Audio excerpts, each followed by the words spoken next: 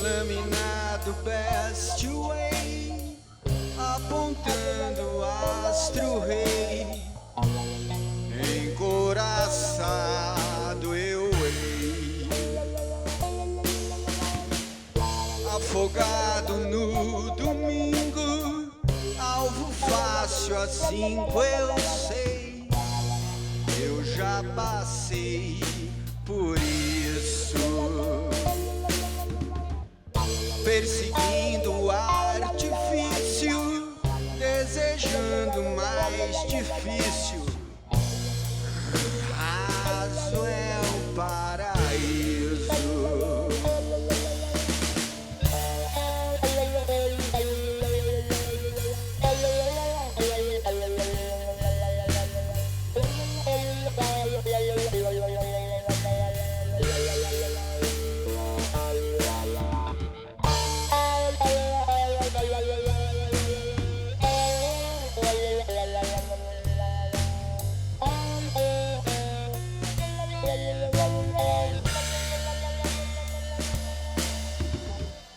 Black Friday, Lonely Wave, luminosos em inglês, a tão sonhada vez,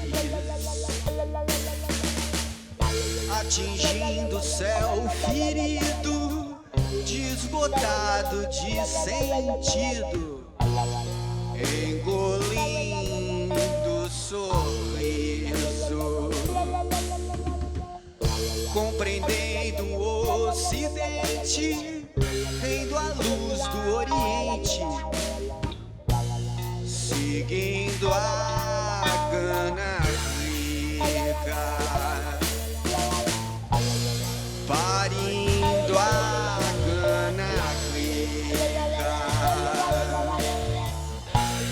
suprindo a cana rica,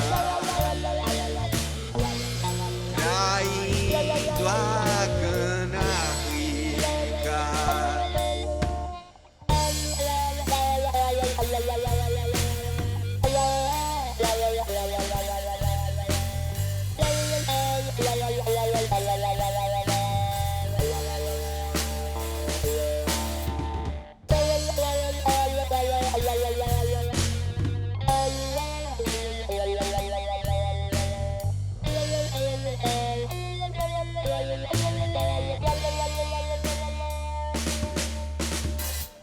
Lâmina do Best Way, apontando astro-rei, encoraçado eu hei.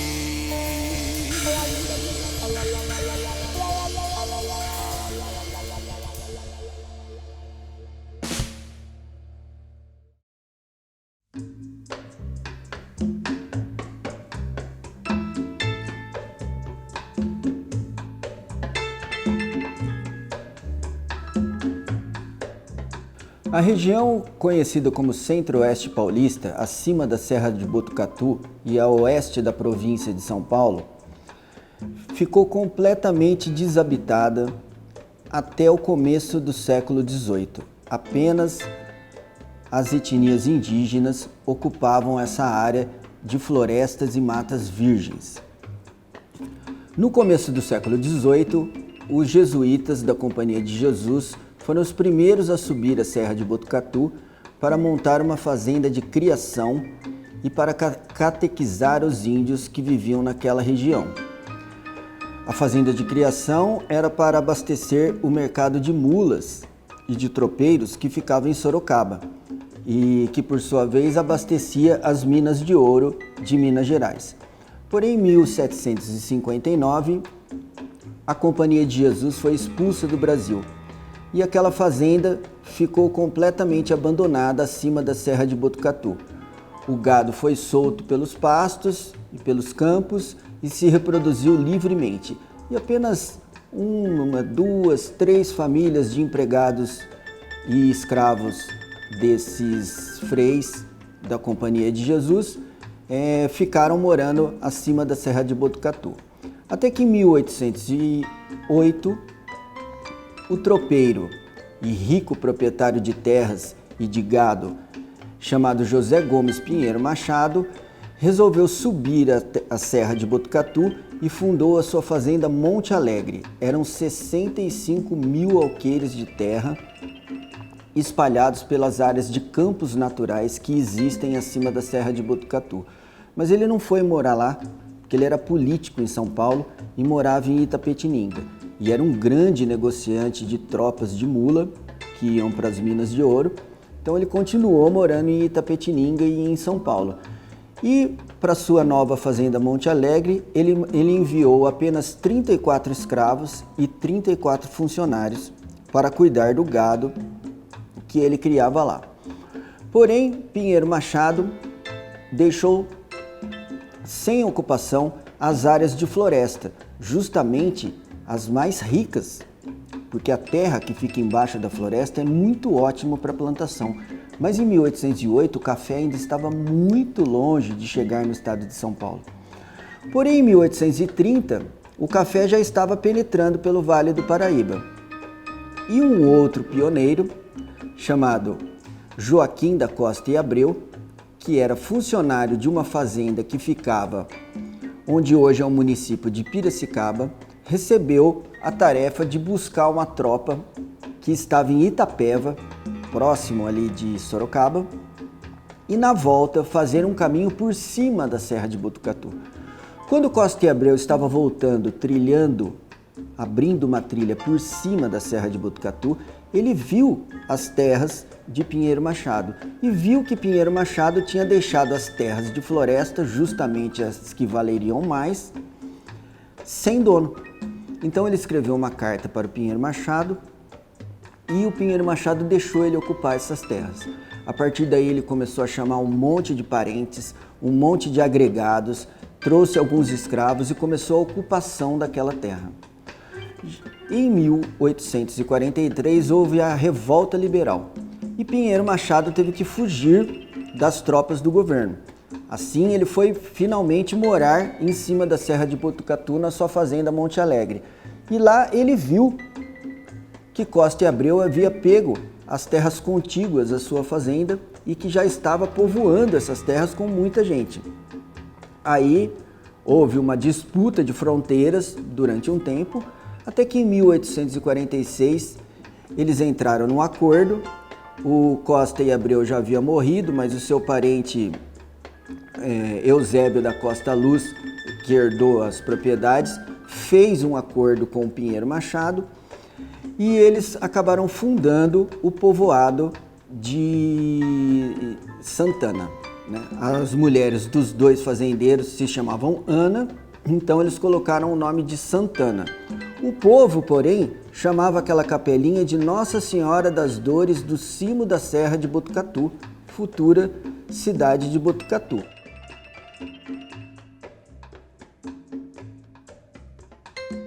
Finalmente, no ano de 1850, José Teodoro de Souza, o maior grileiro de terras do estado de São Paulo de todos os tempos, formou um grande exército de mais de 1.000 homens, com o financiamento de muitos fazendeiros da província de Minas Gerais, e saiu da freguesia de Botucatu para grilar a maior quantidade de terra que conseguisse a oeste.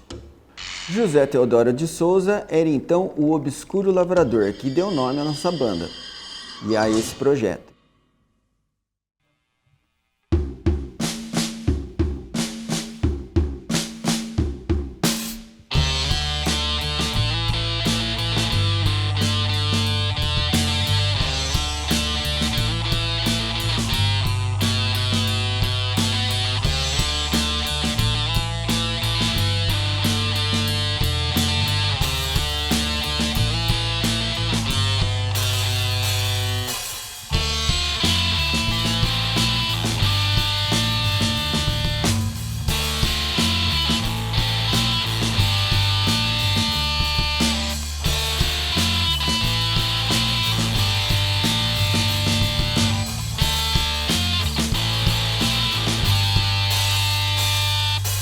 A felicidade se persegue no universo em pranto,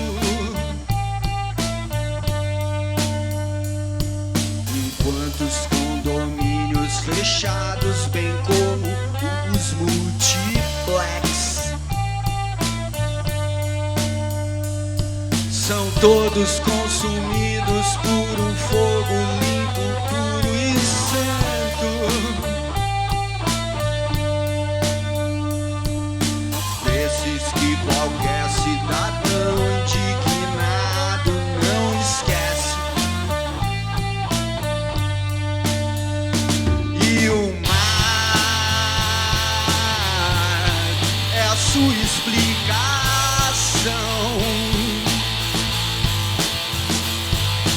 Nada que em Brasília Paulista não seja uma oração. E o mar é a sua explicação.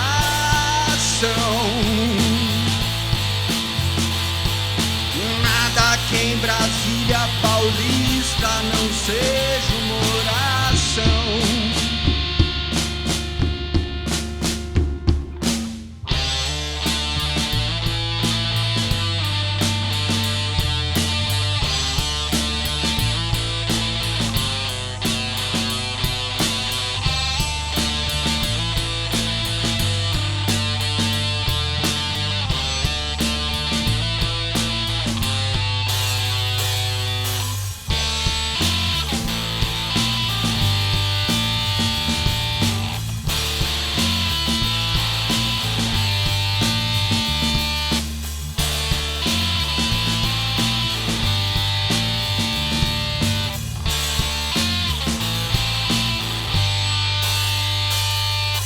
Quando os fundamentos do livre mercado forem contos, na velha tentativa da ciência de curar o estresse, um quarteto de violão solista seduzindo os anjos, desembarcará no cais do porto em busca de fé. E o mar é a sua explicação.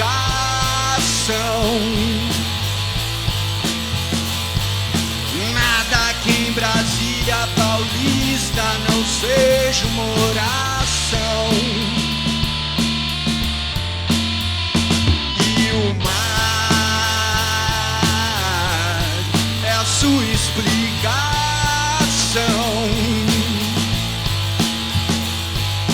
Nada que em Brasília Paulista não seja uma oração.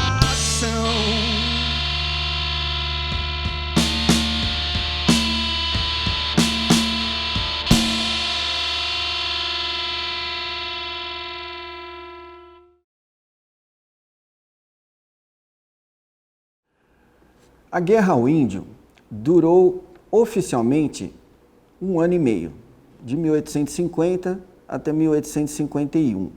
Foi quando a grande expedição de José Teodoro de Souza, com mais de 1.000 homens fortemente armados, saíram da então freguesia de Botucatu, que pertencia a Itapetininga, e vieram tomar as terras de Agudos, de Bauru, de Piraju, de Santa Cruz do Rio Pardo, conseguindo uma enorme quantidade de terras para vários novos proprietários, os chamados pioneiros da nossa região. Porém, na verdade, essa guerra durou muito mais tempo, porque eles conseguiram expulsar os índios um pouco mais para o oeste, mas os índios constantemente voltavam e atacavam as novas fazendas. No caso de Santa Cruz do Rio Pardo, eles chegavam a atacar o próprio município, a própria vilazinha de Santa Cruz do Rio Pardo. Nossa região tinha 3 etnias indígenas: os Guaranis, que acabaram todos escravizados nas novas fazendas, porque os Guaranis eram índios mansos, eles não lutavam, eles viviam nas margens dos grandes rios e eram facilmente aprisionados. Os Otixavantes, que foram todos dizimados porque moravam em áreas de campo e eram muito facilmente acertados pelas armas de fogo do homem dito branco. E os Caigangues, que foram os que mais resistiram, porque moravam dentro das florestas e conheciam perfeitamente essas florestas, ficando muito fácil que eles fizessem emboscadas nas aventuras que os homens brancos faziam no meio da selva. Finalmente, quando chegou no ano de 1912, o famoso antropólogo alemão, mas que morava aqui em Bauru, chamado Kurt Unckel, o famoso Kurt Nimue da Ju, ele conseguiu convencer o governo paulista de que o melhor era conseguir falar com os índios e convencê-los a depor as armas, porque o governo já tinha desistido. O governo dizia, inclusive oficialmente em documentos, que a única solução era dizimar todos os caigangues que ainda restavam. Kurt Unckel, então, para impedir a morte de todos os caigangues, descobriu que a Índia Vanuiri, uma índia caigangue, estava vivendo escravizada com mais 4 outros indígenas da mesma etnia na fazenda Palmital. Então a Índia Vanuiri ela serviu de intérprete. Existem até as fotos desse dia, em 1912, no atual município de Promissão, mas onde hoje, naquela época, não existia nada.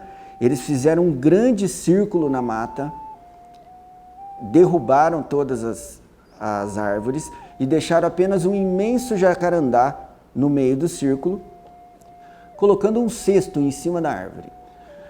Como a Índia Vanuiri era bem velhinha, já estava com mais de 70 anos, ela não conseguia andar direito, ela não conseguia subir no jacarandá. Então o índio Vegmon, que era novo, subia no alto do cesto e ficava repetindo para a selva durante dias e até meses as palavras que a Índia Vanuiri mandava ele dizer, que era mais ou menos assim: o homem branco é bom, no fundo ele quer se unir com vocês, junte-se a nós, venham viver conosco. E a verdade é que os caigangues que estavam vivendo no meio das matas, eles já não suportavam mais fugir de um lado para o outro do homem branco, dessa ocupação imensa que a Noroeste causou nas florestas que ainda restavam, e eles acabaram aceitando o Tratado de Paz e acabaram sendo aldeados em algumas aldeias que existem até hoje. Dessa forma, finalmente, a resistência indígena contra o avanço da dita civilização na província e no estado de São Paulo terminou em 1912. Ao longo desses 62 anos de guerra, muitas desgraças aconteceram de ambos os lados.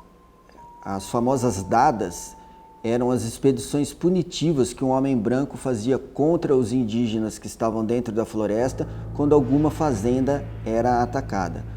Uma dada era uma expedição terrível, pois os sertanejos conseguiam descobrir onde os índios estavam aldeados, eles iam na madrugada, cercavam a aldeia e na hora dos primeiros raios de sol eles atacavam e matavam todo mundo. Por outro lado, os indígenas, quando se vingavam dessas ações, entravam nas fazendas que ficavam localizadas mais na boca do sertão, mais a oeste, mais internadas dentro da mata, e matavam as famílias inteiras dos fazendeiros, matavam os escravos que eles tinham, matavam os agregados e muitas vezes através do empalamento.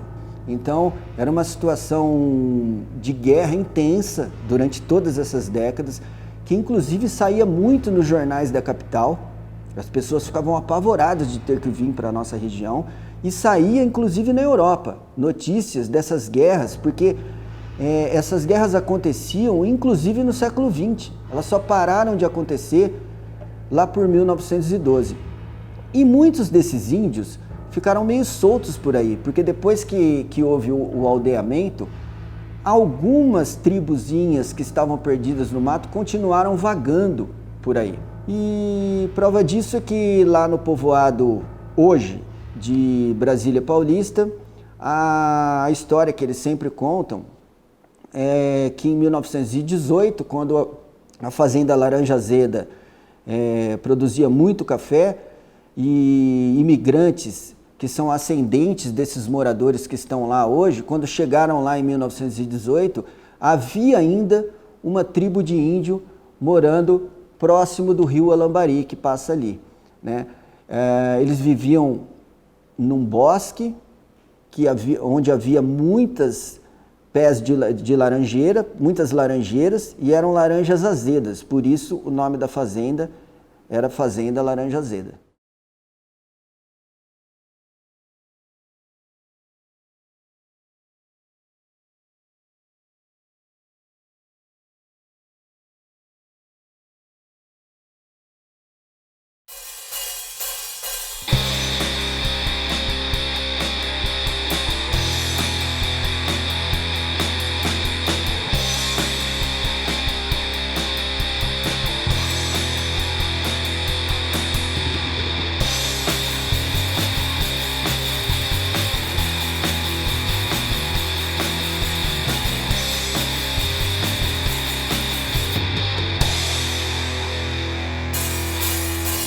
São quase 4 horas acima das cidades, as brumas da manhã espreitam seus sprays. Qual parte dessa hora sustenta a realidade? Qual fluxo vindo em goles, isento de suas leis?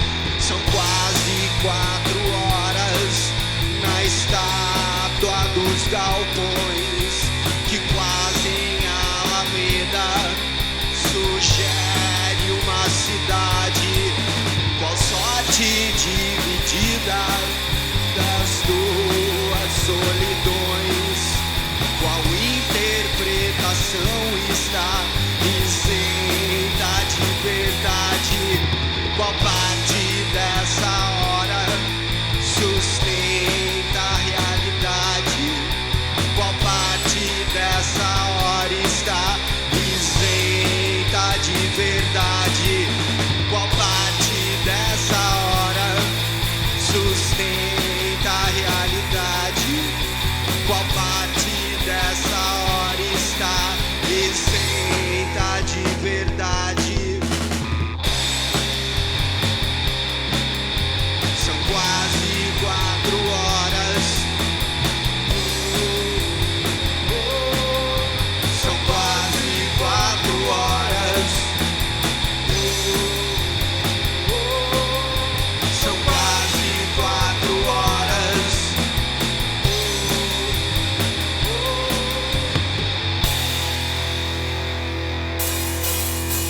São quase 4 horas acima das cidades, as brumas da manhã espreitam seus sprays. Qual parte dessa hora sustenta a realidade? Qual fluxo vindo em goles, isento de suas leis? São quase 4 horas na estátua dos galpões que quase em Alameda sugere uma cidade. Qual sorte dividida das duas solidões? Qual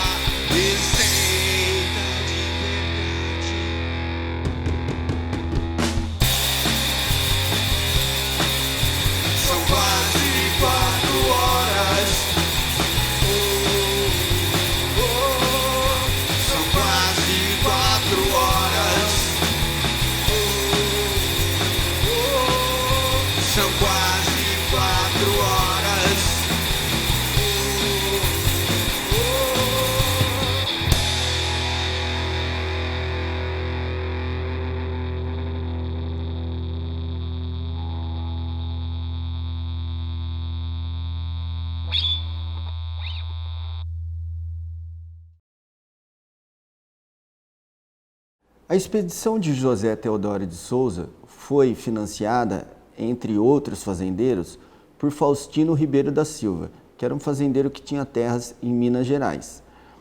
Em troca do financiamento, Faustino pediu uma grande parte de terras que corresponde hoje ao município de Agudos. Os documentos oficiais comprovam que no ano de 1853, Faustino Ribeiro da Silva já havia se mudado de Minas Gerais para suas novas terras de Agudos, em cima da Serra do São Paulo dos Agudos. Para cá, Faustino trouxe sua grande família, muitos agregados, alguns empregados e escravos. Faustino, então, uma vez nas novas terras de Agudos, fundou a sua grande fazenda Bom Sucesso. Bom, a história de todas as nossas cidades começa mais ou menos assim: a doação de um povoado para a Igreja Católica. Em Agudos, onde hoje está a Igreja Matriz, foi a doação do povoado por Faustino Ribeiro da Silva, em 1862. A capela só ficou pronta em 1868. A partir daí, muitos outros fazendeiros começam a chegar para pegar as terras que estavam na boca do sertão, que eram as que iam valer mais depois quando as grandes plantações de café chegassem na nossa região. Por causa disso, com muito mais gente afluindo aqui para o território de Agudos, em 1895 houve a fundação do Distrito Policial, que era o primeiro movimento para vir à cidade, né? Porque aí já existia uma delegacia.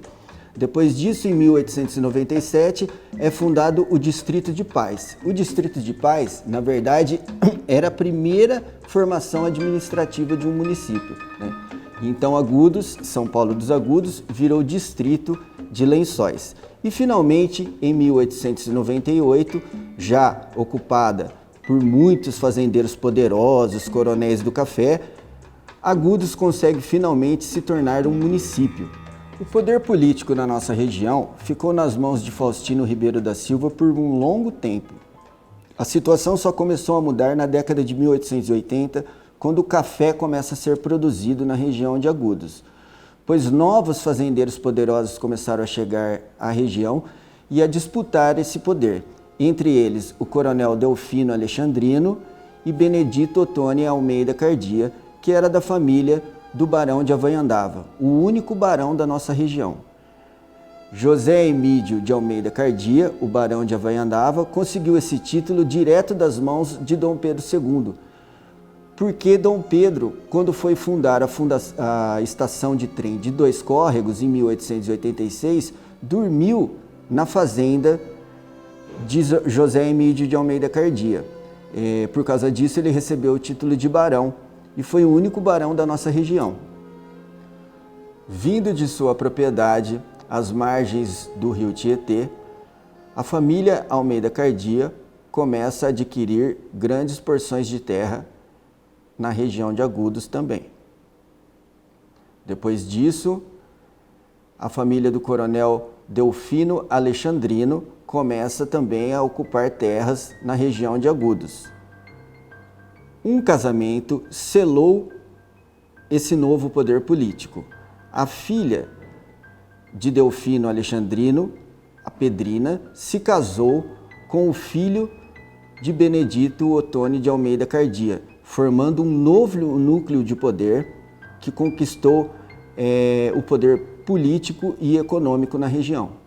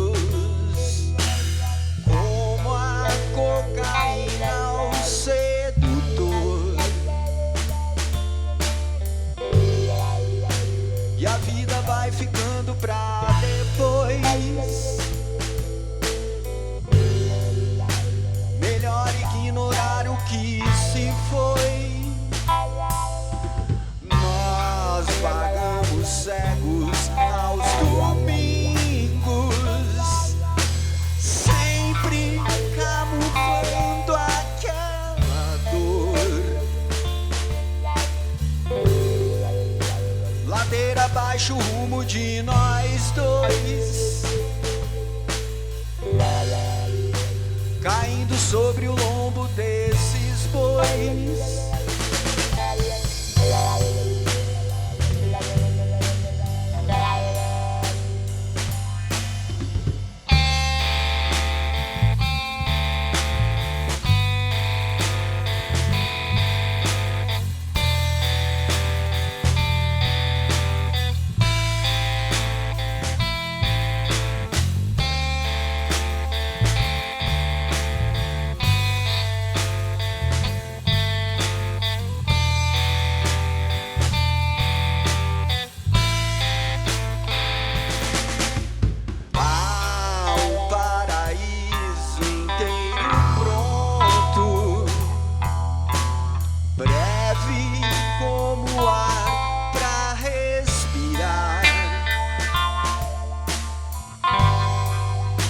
E a vida vai ficando pra depois. Melhor ignorar o que se foi. Nosso compromisso pouco e fraco, como uma piada em fim de bar.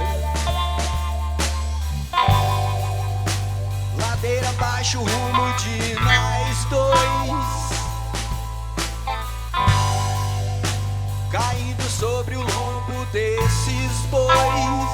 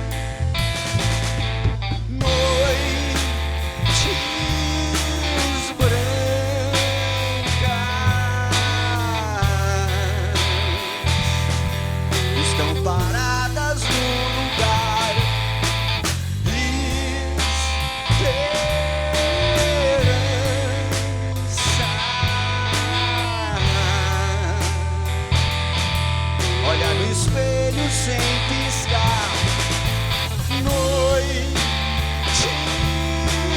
brancas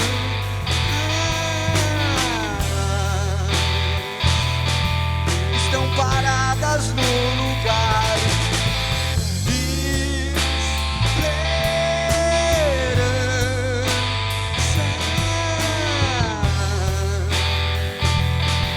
Olha no espelho sem piscar.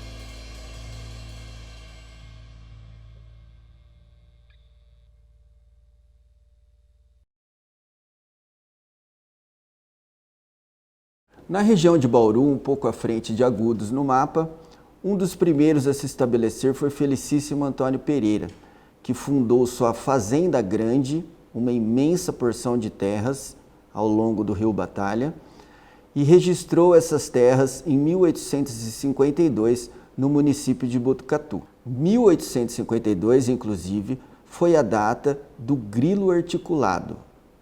Um grilo articulado era uma combinação entre esses novos ocupantes das terras, onde cada um aparecia no documento sendo comprador das terras dos outros. Isso acontecia porque a lei de terras garantia que se a pessoa tivesse ocupado a terra antes do ano de 1850, a terra era dela. Do contrário, a terra era do governo e ele teria que pagar por ela. Na região de Bauru foram vários os pioneiros que recorreram ao uso do grilo articulado, entre eles Felicíssimo Antônio Pereira, Antônio Teixeira do Espírito Santo, fundador da Fazenda das Flores, que depois foi o início do primeiro povoado que deu origem à cidade de Bauru, e os irmãos Rodrigues de Campos, que eram sócios do José Teodoro de Souza nesses grandes grilos de terra que chegavam a ter 50, 100, até 200 mil alqueires. Naquela época, no final do século XIX até o começo do século XX, o que trazia o desenvolvimento para uma região inóspita e povoada por indígenas como essa era as grandes plantações de café e a ferrovia. Primeiro chegavam as grandes produções de café, fazendo grandes fazendas com grandes colheitas e que eram exportadas em lombo de burro até a estação de trem mais próxima. Depois, com a presença de grandes fazendeiros, coronéis do café, com poder político, eles conseguiam trazer as ferrovias. Com duas grandes ferrovias em seu território, o futuro de Agudos estava agora garantido, tanto politicamente como economicamente. Porém, a ferrovia Sorocabana continuou seu trajeto em direção ao oeste e chegou ao município de Bauru em 1905. A partir daí, as forças políticas de Bauru começaram a agir para que a Noroeste começasse no novo município de Bauru e não em Agudos e nem em Pederneiras, como era o combinado pelo grupo de engenheiros da nova Ferrovia Noroeste. A Ferrovia Noroeste começou a ser construída no mesmo ano que a Sorocabana chegou em Bauru, em 1905. E foi a única ferrovia que não foi correndo atrás de grandes plantações de café. Ela foi simplesmente furando a grande floresta do oeste paulista, no meio de onde os indígenas caigangues estavam habitando e tentando rechaçar esse avanço da dita civilização. O poder político dos fazendeiros de Bauru já tinha sido muito utilizado na própria fundação do município, pois Bauru, em 1893, se tornou um distrito de Espírito Santo de Fortaleza. Porém, todas as pessoas que estavam procurando terras naquela época estavam procurando essas terras exatamente o mais oeste possível que fosse no mapa. Então, em volta do novo distrito de Bauru. Os políticos de Bauru conseguiram eleger o maior número de deputados na eleição de 1895. E no primeiro dia de sessão, em janeiro de 1896, eles resolveram fazer um grande plano para trazer a sede do município para Bauru. Eles resolveram adiantar o tempo em 1 hora, antes de chegar à Câmara dos Vereadores de Espírito Santo de Fortaleza, pois assim todos aqueles fazendeiros que moravam nas suas casas na zona rural chegariam na Câmara Municipal próximo da hora da sessão. Adiantando o relógio em 1 hora, eles entraram 1 hora antes, fizeram a sessão correndo, aprovaram a mudança do município, colocaram tudo nos carros de boi e vieram para Bauru. Quando os fazendeiros políticos de Espírito Santo de Fortaleza chegaram em cima da hora da sessão, a sessão já tinha terminado e o relógio da Câmara apontava 1 hora da tarde e não meio-dia, como era de fato. Houve muita briga política, burocrática e até na lei em São Paulo para impedir a mudança do município. Mas, com políticos influentes, Bauru conseguiu fazer a transferência da sede e passou a ser a Vila de Bauru, sede do município de Bauru. Espírito Santo de Fortaleza, por sua vez, foi perdendo cada vez mais habitantes, pois todos começaram a se transferir para o novo município de Bauru, que logo passou a contar com 2 ferrovias em 1905 e em 1910 ainda recebeu a Ferrovia Paulista e se tornou um grande entroncamento ferroviário, começando a ter um desenvolvimento imenso perto dos municípios vizinhos.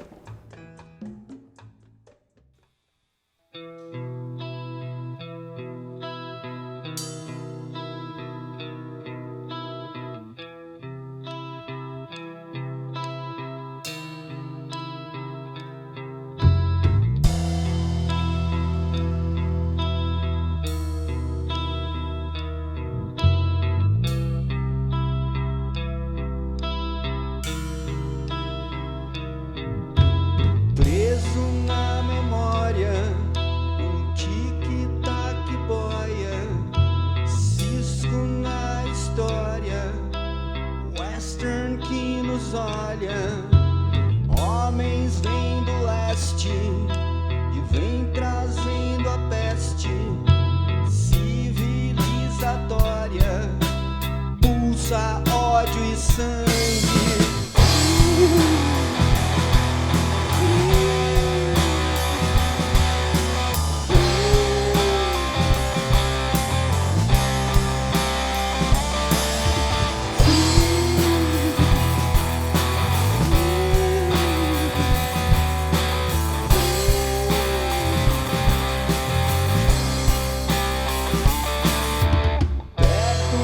Fronteira, na franja da mata, frente pioneira, freguesia nata, um plano de guerra contra a fortaleza, capital ingrata, vila vira-lata em si.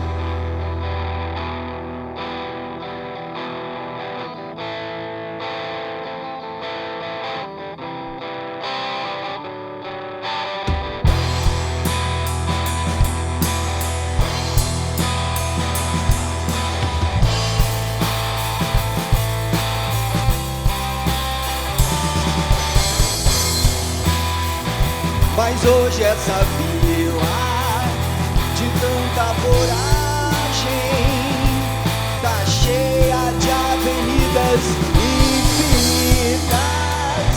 No outro povoado sobrou quase nada da aldeia atrasada e esquisita. Hoje na vila, de tanta coragem, tá cheia de avenidas infinitas. No outro povoado sobrou quase nada da aldeia atrasada e esquisita.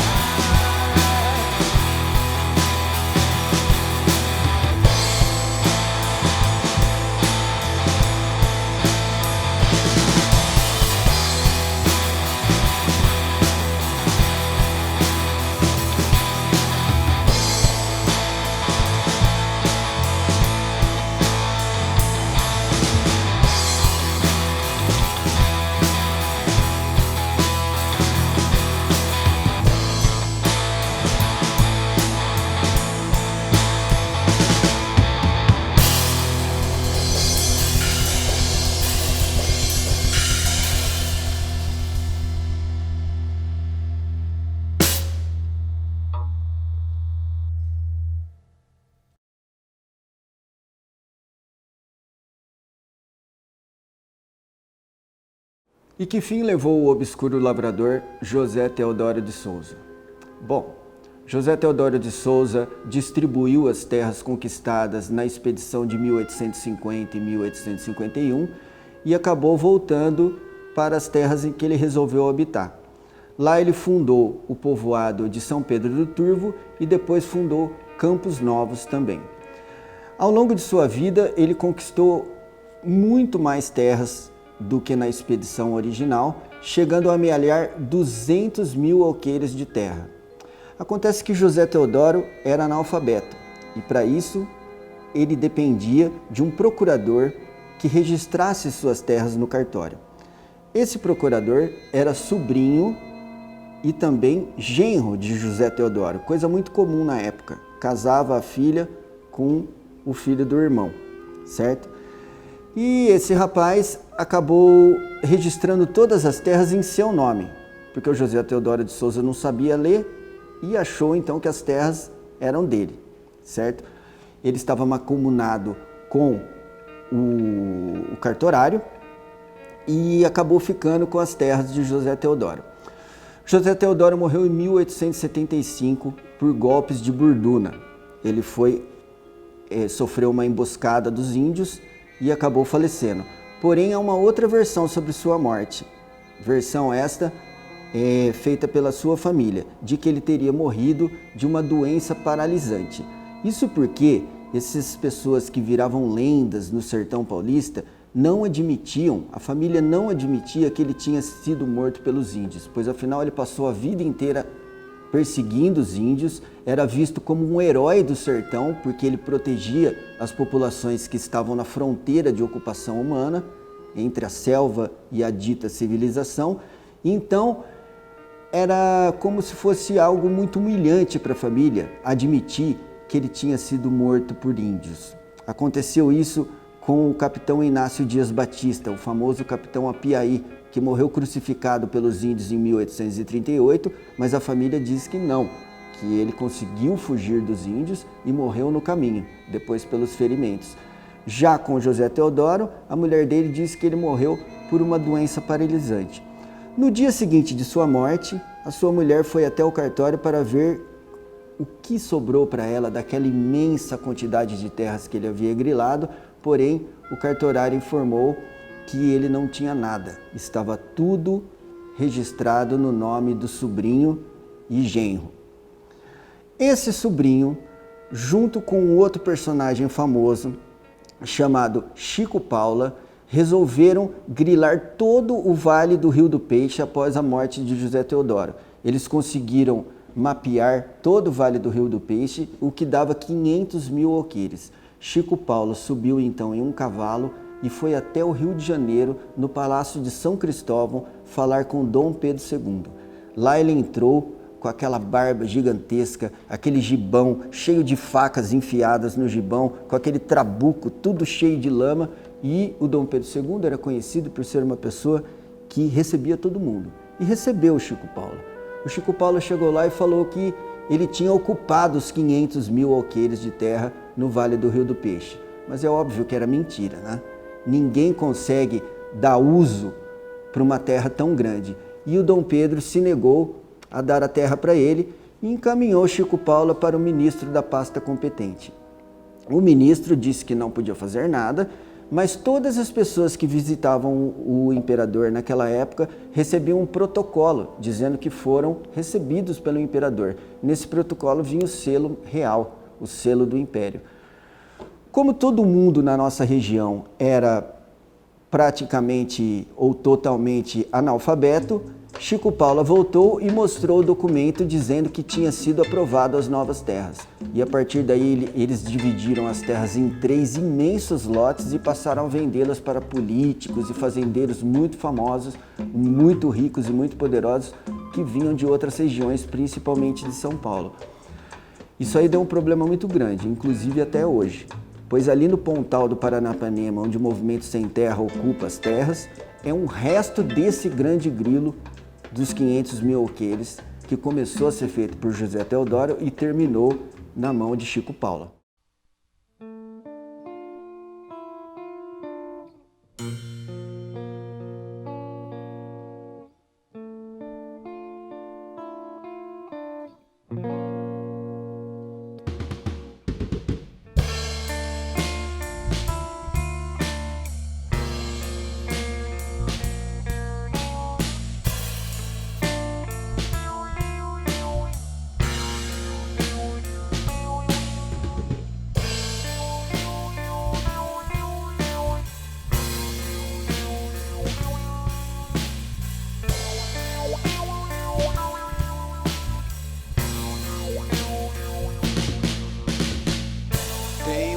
De sangue eu vou jogar nessa festa.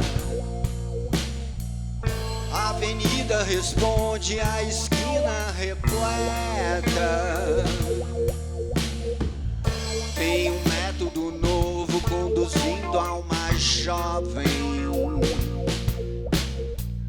Sou o timbre de bronze, a guitarra completa. Eu tô sem compromisso, tocando por aí. Ouço o rádio do carro e dá vontade de sumir.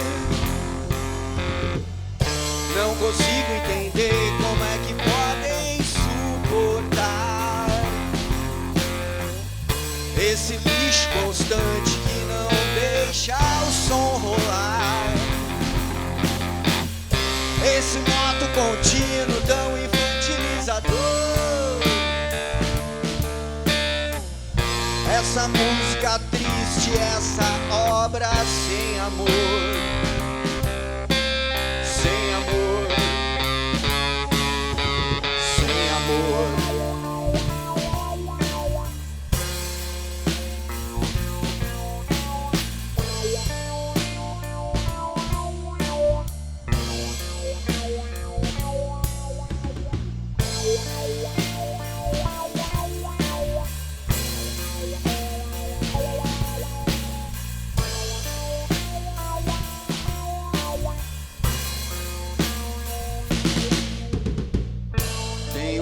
De sangue eu vou jogar nessa festa. A avenida responde, a esquina repleta. Tem um método novo conduzindo a uma jovem.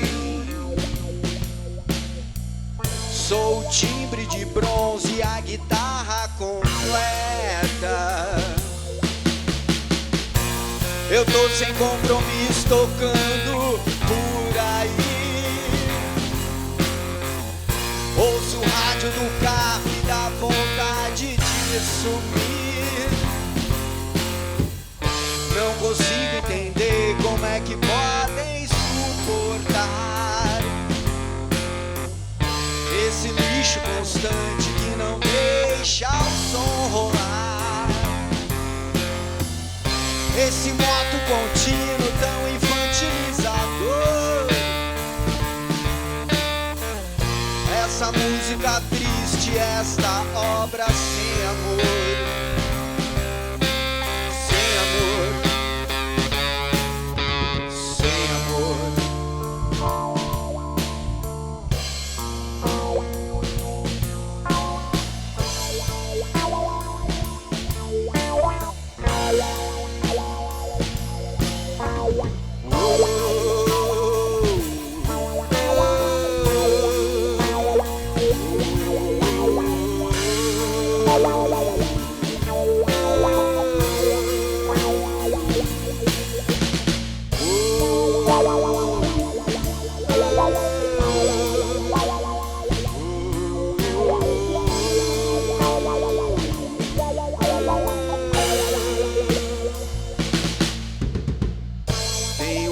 De sangue eu vou jogar nessa festa. A avenida responde, a esquina repleta.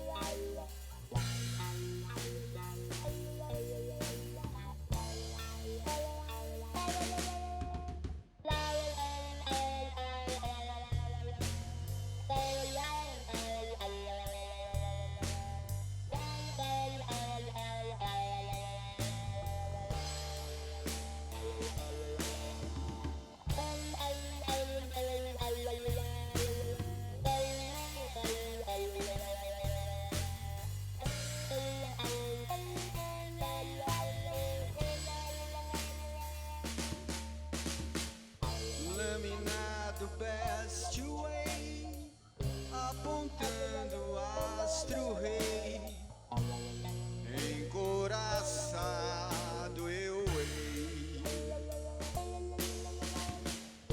afogado no domingo, alvo fácil às 5 eu sei, eu já passei por isso.